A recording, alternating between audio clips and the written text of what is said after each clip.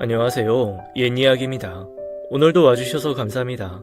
옛이야기 채널은 사연 읽어주는 남녀 채널에서 지금은 삭제되어 들을 수 없는 21년도에 소개해드린 사연 중 베스트 사연만 뽑아 다시 읽어드리는 채널입니다. 구독과 좋아요 부탁드리며 오늘의 사연 바로 시작하겠습니다.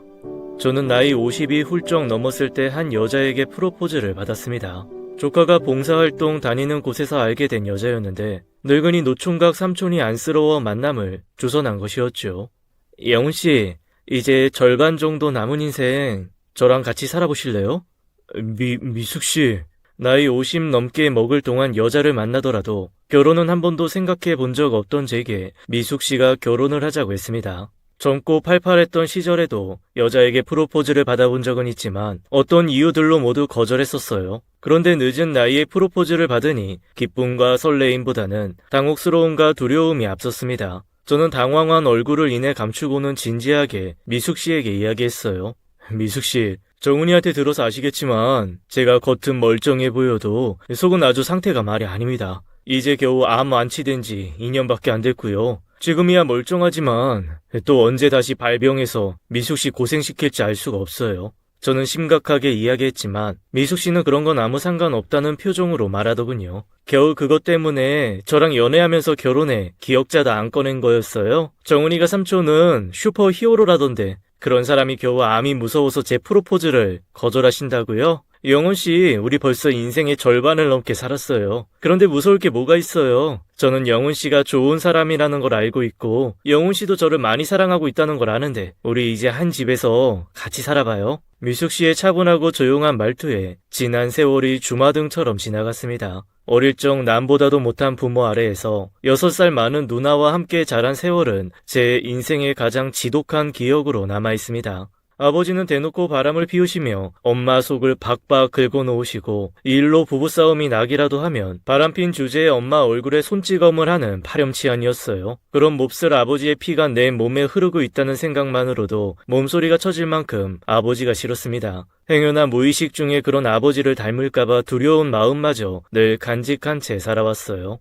누나와 저에게 그나마 믿을 사람은 어머니밖에 없었습니다. 하지만 우리 남매의 방패막이이자 안전한 보호막이라 생각했던 엄마는 아버지의 폭력을 참지 못해 집을 나가버리셨어요. 생활비도 안 가져다주고 가정에 관심도 없으면서 손찌검까지 하는 남편. 게다가 엄마가 버젓이 집에 있음에도 불구하고 집으로 여자까지 불러들여 그 짓을 하고 있으니 더 이상 버티지 못하신 거였지요. 그래도 딸린 자식이 둘이나 있으면서 같이 데리고 도망쳐주지 않은 엄마가 세상에서 가장 원망스러웠습니다. 나중에 커서야 집을 나간 엄마가 이해가 되긴 했지만 자식을 버려두고 간 사실은 나이 50이 넘은 지금까지도 이해가 되지 않았어요. 오히려 나이가 들수록 어머니가 우릴 철저하게 버리고 갔다는 사실만 더 명확해질 뿐이었습니다. 엄마가 집을 나간 후로 아버지는 대놓고 집으로 불륜녀를 불러들여 동거를 하기 시작했어요. 불륜녀는 시내에 있는 다방에서 일하는 여자였고 겉모습만 봐도 불량한 기운이 물씬 나는 여자였습니다. 아버지는 저런 여자가 뭐가 좋다고 집으로 불러들인 건지 도저히 이해가 되지 않았죠. 그 여자의 생김새는 턱이 뾰족하고 눈은 양 옆으로 쫙 찢어진 데다 입술은 메기처럼 튀어나와 있었어요.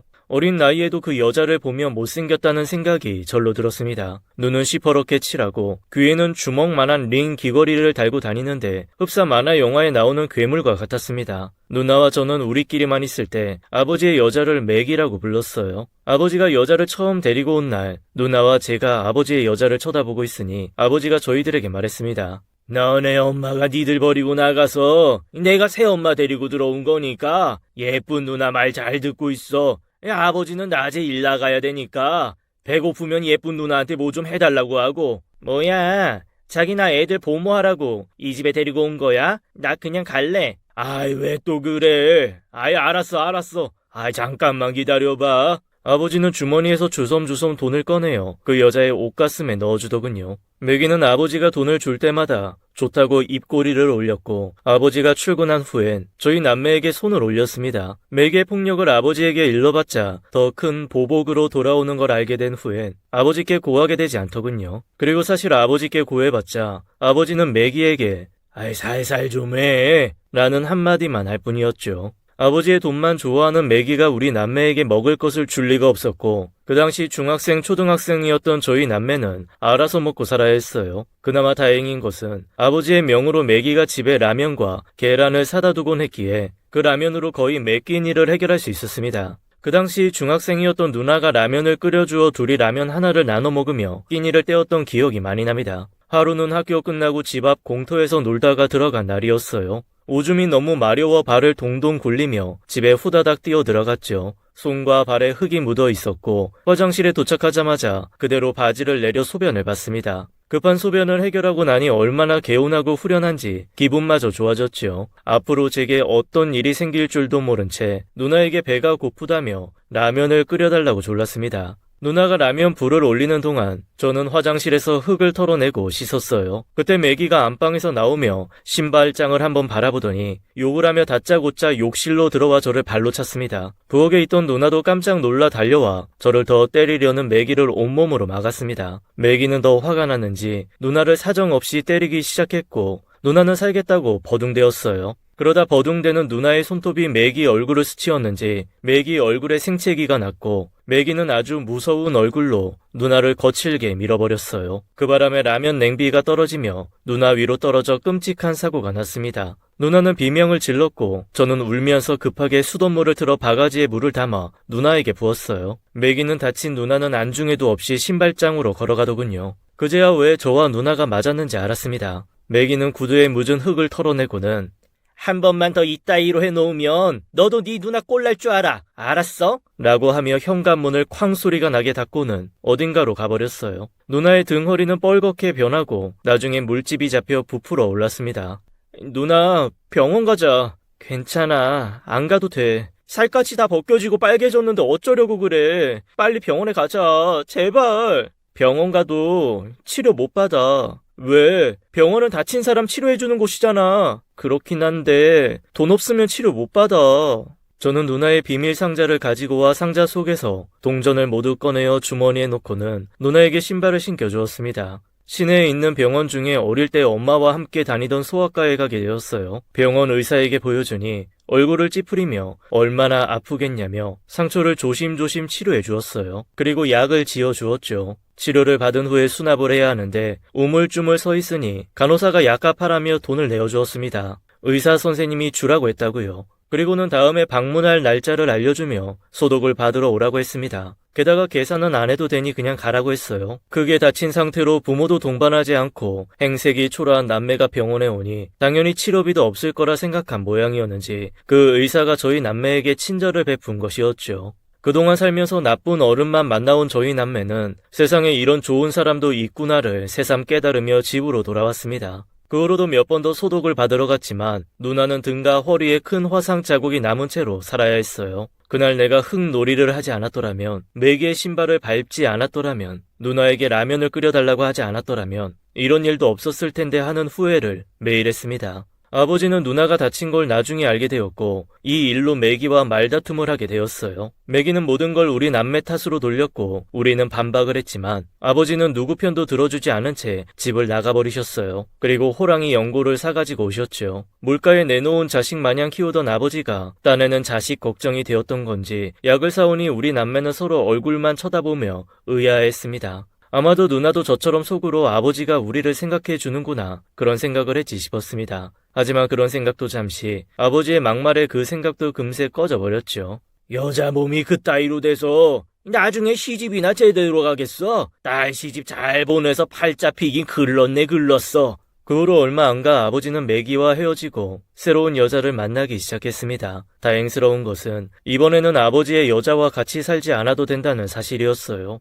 대신 아버지가 집에 들어오는 횟수는 점점 줄어들었죠. 누나는 큰 상처에도 단 한 번도 제 탓을 하지 않았어요. 저는 속으로 누나가 나를 미워해서 날 버리고 떠날까봐 불안하고 무서웠습니다. 하지만 누나는 늘 저를 챙겨주느라 바빴어요. 엄마가 해줘야 할 모든 일들이 누나 손을 통해 이루어졌습니다. 책가방 싸는 것부터 빨래 개는 것 숙제부터 공부까지 전부 다 누나가 가르쳐 주었어요. 암울한 가정 환경에서도 웃으면서 지낼 수 있는 건 모두 누나 덕분이었어요. 누나는 참 똑똑하고 강인한 사람이었어요. 그리고 책 보고 공부하는 걸 무척 좋아했습니다. 학교에서 좋은 성적을 받아오면 저에게 자랑스레 보여주곤 했죠. 그런 누나가 참 대단하고 멋있다고 생각했습니다. 누나는 저에게 없어서는 안 될 보호자이고 엄마이고 아버지이고 누나였어요. 누나는 성적이 좋았지만 상고로 진학했습니다. 영훈아, 나는 부모님이 뒷바라지 못해줘서 공부를 끝까지 못하지만 너는 누나가 뒷바라지 해줄 수 있어. 그러니까 공부 열심히 해. 우리가 이 시궁창에서 벗어나려면 공부하는 길밖에 없어. 누나 말 무슨 말인지 알겠지? 저는 조용히 고개를 끄덕이며 누나 말대로 공부를 열심히 하기 시작했어요. 초등학교 때는 공부에 관심이 없었지만 중학교 때 가서는 누나 말대로 공부를 열심히 하다 보니 재미도 붙고 성적도 오르더군요. 누나는 25살이 되던 해에 같은 회사에 다니는 남자를 만나 결혼을 했어요. 나중에 안 사실이지만 누나는 매형이 결혼하자고 했을 때 처남인 저와 같이 살게 해주면 결혼하겠다고 조건을 걸었다고 합니다. 매형은 저희 집안 사정을 모두 알고 있었기에 흔쾌히 그러겠다고 했대요. 매형도 누나만큼이나 참 착한 사람이었어요. 개천에서 난 용인 사람이었죠. 집안은 저희 집 못지않게 가난했지만 화목한 가정에서 나고 자란 사람이었는데 저희 누나의 맑은 천성과 성실한 모습에 반했다고 했습니다. 저는 능력 있고 천성이 착한 매형이 좋았습니다. 친형제가 생긴 것 같았어요. 그리고 누나는 결혼한 지 3년 만에 예쁜 딸도 낳았습니다. 저희 대학교 뒷바라지 때문에 일을 해야 해서 일부러 아이를 늦게 가진 듯 했어요. 그런 누나에게 늘 미안해서 더 열심히 살려고 노력했습니다. 제가 대학교 1학년만 마치고 군대에 가 있는 동안 누나는 일을 해서 제 학비를 모으고 예쁜 조카까지 낳은 것이었죠. 누나는 정말 대단한 사람이었어요. 열심히 살지 않은 날이 단 하루도 없는 사람이었습니다. 그런 누나에게 보답하려면 군대 제대도 하고 대학 졸업도 해서 하루빨리 취업해야 한다고 생각했어요. 그래서 군대에 갇혀 있는 그 시간들이 무척 답답하게 느껴졌습니다. 어찌저찌 군대 제대한 날이 오더군요. 24살, 다시 대학을 다니며 누나의 지원을 받아 공부를 하게 되었습니다. 누나가 낳은 딸 정은이는 천사처럼 너무 예쁘고 귀여웠어요. 공부하다가 힘이 들 때면 가끔 조카 사진을 꺼내어 보며 기운을 내곤 했습니다. 저는 대학교에 들어가서도 공부를 게을리하지 않았어요. 좋은 성적을 받아 좋은 회사에 들어가는 것이 누나의 고생에 보답하는 길이라고 생각했습니다. 남들 다 하는 연애도 마다하고 오로지 앞날만 생각했어요. 그 당시 제 인생의 낙은 연애도 대학 동아리 활동도 뭣도 아니었어요. 조카와 놀아주는 게 제 인생의 낙이었습니다. 누나랑 하나도 안 닮은 것 같은데 신기하게 정훈이는 날 닮은 것 같아. 참 신기하네. 그러게 말이야. 아무래도 우리 정은이가 외가 쪽 피를 물려받았나 보네. 우리 저남 잘생겼으니까 우리 정은이도 나중에 한 인물 하겠는데? 우리 네 사람의 행복에 절정의 나날을 보내고 있었어요. 잘 나가는 회사에 취직했을 때 누나는 자신이 합격한 것 마냥 기뻐했고 제가 첫 월급을 가져다 주었을 땐 그 돈을 가슴에 꼭 안고는 눈물을 흘렸습니다. 아마도 지난날의 누나의 고생이 떠올라 가슴이 벅차 오르는 듯 싶었습니다. 그 후로도 계속 누나에게 월급을 가져다 주었어요. 누나는 제가 월급을 가져다 줄 때면 무척 행복해했어요. 단 한 번도 마다하지 않았죠. 그렇게 꼬박 1년 정도 시간이 흘렀을 무렵 누나가 제 앞에 통장 하나를 내밀었습니다. 영훈아, 돈 벌면 꼭 은행에 저금해서 저축해야 돼. 지금까지 네가 준 돈 한 푼도 안 빼고 여기에 저금했어. 제가 성인이 되었어도 누나는 저를 걱정해주고 제가 잘 살기 위한 방법들까지 일일이 알려주었어요. 누나에게 저는 여전히 어린 동생이었나 봅니다. 누나의 가르침대로 저는 저축을 꾸준히 했어요. 취업한 지 1년 만에 저는 독립을 했습니다. 그동안 나이 많은 처남을 데리고 같이 살아준 매형은 보살이었습니다. 눈칫밥 한 번 주지 않고 저를 데리고 살아주었으니 얼마나 감사한지요. 새로 얻은 한 칸짜리 새방에서 참 열심히도 살았습니다. 누나에게 배운 대로 아껴 쓰고 저축하며 열심히 살았어요. 그러던 어느 날 누나가 명절이라 시댁에 방문하게 되었습니다. 저는 누나가 시댁에 간 사이 단칸방에서 휴식을 만끽하며 누나가 돌아오면 누나네 집에서 명절을 보내려고 했어요. 제가 중학교 3학년이 되던 해에 아버지가 돌아가셨기에 저에게 남은 가족이라고 누나밖에 없었고 제가 명절에 만날 수 있는 가족도 누나네 가족밖에는 없었습니다. 아버지가 젊은 나이에 돌아가신 이유는 장례식장에 가서야 알게 되었어요. 아버지는 우리 남매는 얼굴도 모르는 불륜녀와 강가에 놀러 갔다가 술을 먹고 객기를 부리며 강물에 뛰어들었다가 물에 빠져 죽었다고 했습니다. 장례식장에 온 아버지의 주변 지인들의 말을 들어 알게 된 일이었죠. 저는 누나가 시댁에 다녀올 때까지 제 집에서 저만의 여유로운 휴식 시간을 갖고 있었습니다. 저는 쉬는 날이면 경제 관련 책을 읽으며 시간을 보내곤 했는데 이 또한 누나로부터 배운 가르침이었어요. 제가 가장 좋아하는 분야의 책은 투자 관련 서적이었어요. 그때부터 부동산과 주식에 점점 관심을 갖기 시작했습니다. 한참 책을 보고 있을 무렵 누나에게 전화가 왔습니다. 영훈아, 밥 잘 챙겨 먹고 있지? 누나 이제 곧 출발할 거야. 아이, 내 걱정은 하지 마. 그나저나 매형 어머니는 좀 어떠셔?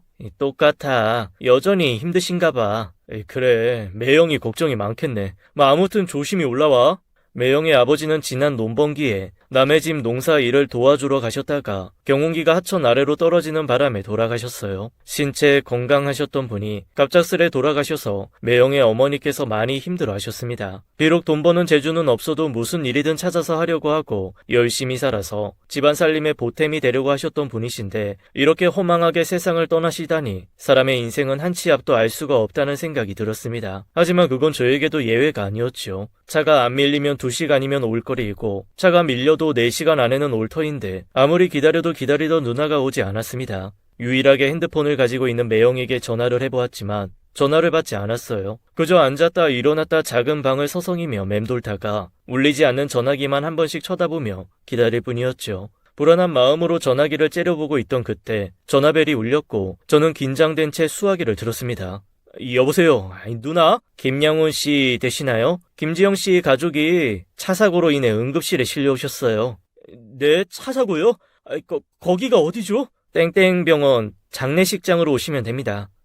응급실이라면서요? 김지영 씨와 남편분은 병원에 도착하자마자 사망하셨고 7살 이정은 양만 응급실에 있어요. 저는 간호사의 말에 온몸이 덜덜 떨려왔고 간호사가 말한 병원으로 달려갔습니다. 병원은 집에서 멀지 않은 곳에 있었어요. 거의 집에 다 와갈 쯤 사고가 난 것이었죠. 싸늘하게 누워있는 누나와 매형의 모습이 현실로 와닿지 않았습니다. 지금이라도 당장 눈을 뜨고 일어날 것 같은 사람들이 이제는 이 세상 사람이 아니라니 도저히 믿기지가 않았어요. 하지만 시간이 지나 현실을 인정하는 순간 눈물이 하염없이 쏟아지며 대성통곡을 하고야 말았습니다. 제게 있어 부모 그 이상의 존재였던 누나가 이렇게 한순간에 가버리다니 사람 사는 인생 참 허무하다는 생각이 들었습니다. 가슴이 메이고 조여와 가슴을 쿵쿵 두드려도 전혀 괜찮아지질 않았어요. 저는 응급실에 혼자 있을 조카가 떠올라 다시 병원 안으로 들어갔습니다. 조카는 팔과 다리에 금이 가서 붕대를 감고 침대에 누워 있었어요. 정훈아, 삼촌 왔어. 정훈이 괜찮아? 삼촌. 정훈이는 저를 보자마자 꾹 참아온 눈물을 터뜨렸어요. 엄마 아빠를 찾는 아이에게 아무 대답도 해주지 못했습니다. 장례식이 어떻게 지나갔는지도 모르게 시간이 흘렀고 정훈이를 집에 데리고 온 후에야 다시 현실 감각이 돌아온 듯 했어요. 조카를 맡아줄 친인척은 저뿐이었고 저는 어쩔 수 없이 조카를 보육원에 맡기게 되었습니다. 삼촌이 주말마다 정훈이 보러 올게. 선생님 말씀 잘 듣고 있어. 삼촌, 꼭 나 보러 와야 해. 알겠지? 저와 떨어지기 싫어하는 정훈이를 뒤로하고 보육원을 나왔습니다. 그리고 매주 주말이면 정훈이를 보러 갔어요. 정훈이는 씩씩하게 보육원 생활에 잘 적응해갔고 그곳에서 잘 지내는지 제가 방문할 때마다 얼굴이 무척 밝아서 내심 안심이 되었습니다. 그렇게 한 달 정도의 시간이 흘렀을 무렵 보육원 선생님이 저를 따로 불렀습니다. 정훈이가 아무래도 친구들한테 따돌림을 받는 것 같아요. 따돌림이요? 정훈이가요? 워낙 성격이 밝고 착해서 누군가에게 미움을 살 만한 아이가 아니었기에 보육원 선생님의 이야기는 저를 놀라게 했습니다. 사실 삼촌분이 매주 정훈이 보러 오시는 게 그 원인인 것 같아요. 이곳 아이들 중엔 찾아와 줄 사람이 없는 아이들도 있어서 정훈이 질투하는 거죠. 솔직히 그동안 저희 보육원에 아이 맡겨놓고 이렇게 자주 오시는 분도 안 계셨고요. 다들 처음에야 자주 오지 한두 달만 지나도 다들 발길이 뜸해지세요. 무슨 말씀인지 알겠습니다. 저는 그날 정훈이를 만나 알아들을 수 있게 찬찬히 이야기를 했어요. 그날 본 정훈이의 표정은 밝았고 따돌림의 흔적 따윈 찾아볼 수 없었습니다. 정훈아, 삼촌이 이제는 자주 못 올 것 같아. 왜? 삼촌이 자주 오면 정훈이 친구들이 싫어해. 정훈이가 여기서 잘 지내려면 친구들이랑 사이가 좋아야 하는데 삼촌 때문에 사이가 나빠지면 안 되잖아. 싫어. 정훈이의 밝았던 얼굴은 온데간데 없고 울먹이는 얼굴로 제게 말했습니다. 삼촌, 나 그냥 삼촌이랑 같이 살면 안 돼? 내가 삼촌 말도 잘 듣고 밥도 조금만 먹을게. 여기 너무 무섭고 싫어. 나 여기서 나가고 싶어, 삼촌. 친구들도 싫고 선생님도 무서워. 제발 같이 가. 그동안 정은이의 밝은 얼굴의 내면은 마지막 남은 가족인 삼촌과 헤어지는 게 두려워 애써 밝은 모습만 보인 거였어요. 바보 같은 삼촌은 그것도 모르고 아이의 겉모습만 고지곳대로 믿어버린 거였죠. 저는 엉엉 울고 있는 조카의 얼굴을 보자 하늘로 간 누나가 떠올랐고 저 또한 울컥했습니다. 앞뒤 계산도 없이 이것저것 따지지 않고 정은이를 그곳에서 데려오게 되었어요. 정은이는 저와 함께 있는 것만으로도 너무나 행복해했죠. 저는 단칸방과 누나가 살던 집을 정리해서 새로 집을 구했습니다. 조카와 함께 주말이면 집을 보러 다니며 조카가 마음에 들어하는 집으로 골랐어요. 주택가에 줄지어 있는 집들 중 하나였는데 파란 지붕에 파란 철문이 인상적인 집이었습니다. 이성적인 생각은 전혀 없이 감정으로만 아이를 보육원에서 데리고 나오긴 했는데 이제 겨우 8살인 아이를 집에 혼자 놔두고 회사를 다니려니 마음이 여간 불편하고 무거운 게 아니었어요. 조카를 학교 보내기 전날 함께 책가방을 싸면서 이것저것 알려주었습니다. 정훈아, 집 열쇠 잃어버리지 않게 잘 챙기고 학교 갔다 오면 곧장 집으로 와서 문 잠그고 숙제하고 있어. 밥은 빵이랑 우유 사다 놨으니까 그거 먹고 삼촌이 냉장고에 과일도 깎아서 넣어놨으니까 꺼내서 먹어. 삼촌이 일 끝나자마자 올 거긴 한데 혹시 늦게 끝날 수도 있으니까 치카 꼭 하고 먼저 자고 있어. 알겠지? 삼촌 걱정 말고 회사 잘 다녀와. 나 혼자서도 잘 있을 수 있어. 근데 저 많은 빵을 다 먹으라는 건 아니지? 빵을 왜 이렇게 많이 샀어? 우리 집 빵집 같아. 다음날 저는 불안한 마음으로 출근을 했는데 조카는 그저 신나하는 것처럼 보였어요. 회사 일을 하면서도 중간중간 아이가 걱정되었고 아이가 학교에 돌아와 있을 시간쯤에 전화를 걸어 잘 지내고 있는지 확인했습니다. 누나와 매형의 장례를 치른 후에 저는 바로 핸드폰을 개통했어요. 누나가 살아생전에 제게 핸드폰을 사라고 했는데 매달 내는 통신비가 아까워서 안 사고 있었거든요. 그런데 이제는 멀리서도 조카와 언제든 통화하려면 이게 꼭 필요했습니다. 정훈아, 학교 잘 갔다 왔어? 응, 그래 잘했어. 문 잘 잠그고 있어? 정훈아, 빵은 먹었어? 맛있어서 2개째 먹고 있어. 잘했어. 목 메이니까 우유도 같이 먹어. 정훈아, 과일 먹었어? 지금 먹고 있어. 그래 잘했어. 그거 먹고 숙제하고 있어? 숙제 이미 다 했어. 그럼 내일 학교 가방 싸놔. 이미 다 했는데? 그래. 그럼 책 보고 있어. 책? 무슨 책? 경제책 이거? 참 책이 없구나. 다음 주말에 삼촌이랑 책 사러 가자. 삼촌 이제 곧 퇴근하니까 조금만 기다려. 삼촌 빨리 와. 걱정되고 불안한 마음과는 달리 우리 두 사람은 이 생활에 아주 잘 적응해 나갔습니다. 혼자서 일만 하던 시절과는 달리 신경 쓸 일이 한두 가지가 아니었고 무척이나 정신없는 시간을 보냈던 것 같아요. 그 무렵 회사에 똑똑하고 유능한 여직원이 있었는데 저에게 관심을 갖더군요. 저는 그동안 연애 한번 해본 적이 없어 저에게 다가오는 여자분이 싫지가 않았어요. 아무래도 결혼 정년기를 지나고 있었기에 더욱 그랬는지도 모르겠습니다. 저희 둘은 서로에게 관심이 있음을 알고 데이트를 하게 되었어요. 하지만 데이트 도중에 조카의 안부를 챙기는 저를 보고는 금세 떨어져 나가더군요. 아마도 여자들이 볼 때 제가 애딸린 호래비로 보였을 겁니다. 사실이 그랬기도 했고요. 그 후에도 제 외모와 직업을 보고 다가온 여자들이 있었지만 제 선에서 알아서 거르게 되더군요. 하지만 여자들이 계속 붙더라고요. 이건 제 자랑 같아 말하기 민망하지만 멀쩡한 외모의 직업도 괜찮고 투자로 돈도 꽤 많이 벌어 같은 나이대 동기들보다 경제적 여유가 더 좋았거든요. 그런 여자들 중에 한 번은 정말 결혼까지 생각한 여자도 있었습니다. 너무 예쁜 외모에 직업도 좋고 심지어 조카와 함께 사는 것도 마다하지 않겠다는 여자였죠. 하지만 결혼이 임박해서야 알게 된 사실은 그 여자는 전래동화 속 팥쥐 엄마 같은 사람이었다는 거였어요. 결국 그 일을 겪고 나니 더 이상 누군가와 새 가정을 꾸린다는 게 저에게는 사치로 느껴졌고 조카를 잘 키워 남은 여생 홀로 행복하게 사는 게 내 사명이구나 하고 살았습니다. 제 조카는 누나를 닮아 아주 명석하고 똑똑하고 착한 아이였어요. 그리고 제 말이라면 아주 잘 듣는 착한 아이였죠. 보육원 다닐 때 저에게 잘 보이려 웃는 모습만 보이던 7살 아이가 떠올라 제게 잘 보이려고 애쓰는 건 아닐까 싶어 한편으로는 마음이 짠하기도 했습니다. 정은아, 공부 열심히 해야 돼. 그래야 훌륭한 사람이 될 수 있어. 정은이 엄마도 삼촌 어릴 때 공부 열심히 하라고 해서 삼촌도 열심히 공부했어. 그리고 정은이 엄마가 삼촌한테 해준 것처럼 삼촌도 정은이한테 다 해줄 거야. 그러니까 정은이는 아무 걱정 말고 공부만 열심히 해. 정은이는 제가 진지하게 이야기할 때면 제 눈을 또라지게 쳐다보며 가슴 깊이 새기는 아이였어요. 처음이자 마지막으로 공부 열심히 하라는 말 한마디에 정은이는 공부를 열심히 하기 시작했습니다. 그리고 그 후로는 빛나는 성적표를 가져오기 시작했죠. 조카의 성적표를 볼 때면 얼마나 흐뭇하고 기쁜지 지금의 고생이 모두 보상받는 기분마저 들었어요. 아이가 초등학교를 졸업하던 날 꽃다발 3개를 들고 찾아갔습니다. 삼촌, 누가 또 왔었어? 꽃다발이 왜 이렇게 많아? 누구긴 누구야. 삼촌 거 하나, 정훈이 엄마 거 하나, 아빠 거 하나지. 아, 뭐야 삼촌. 고마워. 이 꽃 진짜 예쁘다. 우리 정훈이 졸업 축하해. 그렇게 조카가 매년 졸업할 때마다 꽃다발을 3개씩 들고 찾아갔어요. 처음엔 눈물 고이던 조카도 대학 졸업 때는 눈시울이 붉어지기는커녕 당연하다는 듯 꽃다발 3개를 받더군요. 제 조카는 의대를 졸업해 의사가 되었습니다. 훌륭한 외과 의사가 되어서 죽어가는 사람을 살리는 게 자신의 의사 인생 목표라고 했어요. 아마도 어릴 적 부모님을 일찍 여의었던 자신의 삶에 안타까움이 담긴 듯한 목표였어요. 조카가 인턴 생활을 할 무렵 잠도 잘 못 자고 고생하는 조카가 안쓰러워 홍삼을 사서 손에 들려주고 돌아오던 날이었어요. 집에 도착해 계단을 오르는데 왜 이렇게 속이 메스껍고 기운이 쭉 빠지는지 빨리 집에 들어가 쉬고 싶다는 생각만 들었습니다. 잠을 푹 자고 일어나면 괜찮아지겠지 하며 한동안 푹 쉬었는데도 피곤함이 가시지 않았어요. 소화도 잘 안 되고 입맛도 점점 없고 몸무게도 빠지니 제 모습을 본 조카가 병원을 가보라고 난리를 쳐서 어쩔 수 없이 병원에 가보게 되었어요. 그리고 암 진단을 받아 집으로 돌아오게 되었죠.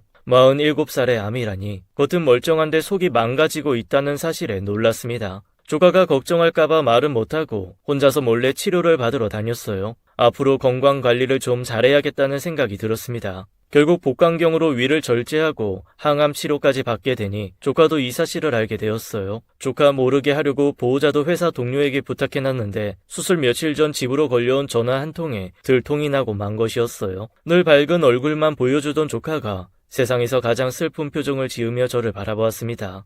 야, 이 녀석아.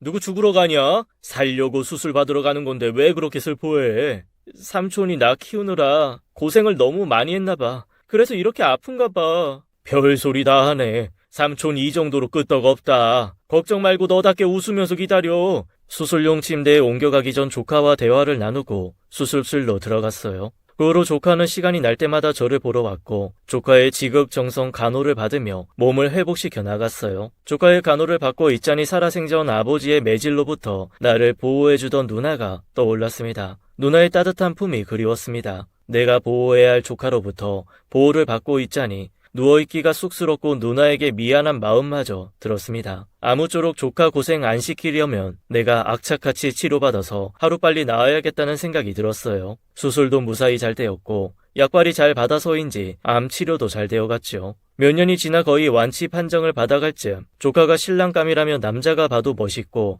듬직해 보이는 사람을 데려왔습니다. 아이, 어서 와요. 절 받으십시오, 아버님. 아이, 아버님이라니. 정은씨 이렇게 잘 키워주셨으니 아버님 맞으시죠? 아유, 얘 결혼도 안 했는데 아버님 소리를 들어보는구만. 기분 나쁘시라고 드린 말씀은 절대 아닙니다. 정은씨한테 삼촌 이야기 듣고 정말 감동받았습니다. 그래서 꼭 만나 뵙고 싶었고요. 존경합니다. 그럼 당연히 존경해야지. 8살짜리 어린 조카 걷어서 의사 만드는 게 그게 뭐 아무나 할 수 있는 일인 줄 알아? 게다가 삼촌은 나 때문에 아직까지 노총각이라고. 우리 삼촌 희생의 결정체야. 뭐 노총각? 희생의 결정체? 아이, 너 말이 너무 심한 거 아니냐? 정은이의 똑 부러지는 성격답게 인성 바르고 듬직한 신랑감을 잘 데려왔더군요. 조카 사이는 불쌍한 사람 가요할 줄 아는 자비로운 사람이었습니다. 조카 사이를 보고 있으면 어린 시절 동전 몇 입 가지고 화상 입은 누나를 데리고 갔던 병원에 원장님이 떠올랐습니다. 그래서 더 마음에 들었어요. 그 둘은 결혼 후 예쁜 가정을 꾸려 나갔습니다.